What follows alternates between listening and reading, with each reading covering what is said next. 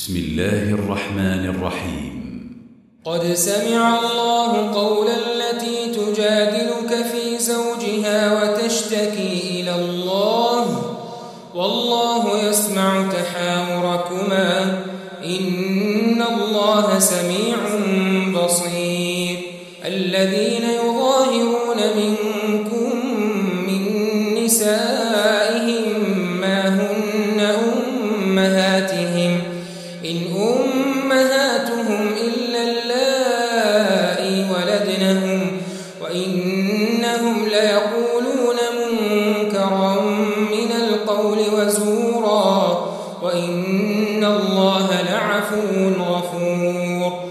والذين يظاهرون من نسائهم ثم يعودون لما قالوا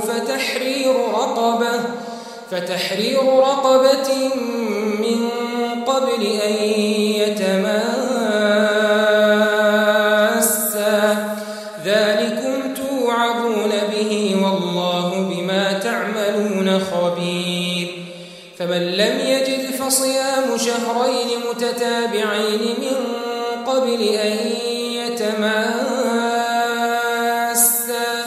فمن لم يستطع فإطعام 60 مسكينا ذلك لتؤمنوا بالله ورسوله وتلك حدود الله وللكافرين عذاب أليم.